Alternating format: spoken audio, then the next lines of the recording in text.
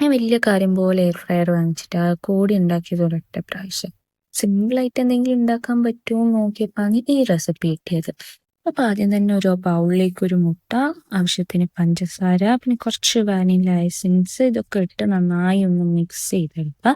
എന്നിട്ട് അതിലേക്ക് 3 table spoon oil അല്ലെങ്കിൽ ബട്ടർ ഇടാം, കുറച്ച് ബേക്കിംഗ് പൗഡർ, പിന്നെ മൈദയിട്ട് നല്ല ഒരു ഡോ ആക്കിയിട്ടെടുക്കാം. പിന്നെ ഡേറ്റ്സ് ഞാൻ ഒന്ന് ബ്ലെൻഡ് ചെയ്ത് പേസ്റ്റ് പോലെ ആക്കിയിട്ട് എടുത്തിട്ടുണ്ട്. അതിൻ്റെ മുകളിലേക്ക് ക്രഷ്ഡ് നട്ട്സ് ഇട്ട് കൊടുത്തിട്ട് നല്ലോണം ഒന്ന് റോൾ ചെയ്തെടുക്കുക. എന്നിട്ട് നമ്മൾ ആക്കി വെച്ച ഡോയിലേക്ക് ഈ ഡേറ്റ്സ് വെച്ച് കൊടുത്തിട്ട് അതും ഫുള്ളായി കവർ ചെയ്ത് നല്ല റോളാക്കിയിട്ട് വേണ്ടുന്ന ഷേപ്പിൽ മുറിച്ചെടുക്കുക. വലിയ അലങ്കാര പണികളൊന്നും ഇല്ലാണ്ട് ഞാൻ ചെറിയ ക്യൂബ്സ് ആക്കി കട്ട് ചെയ്തു.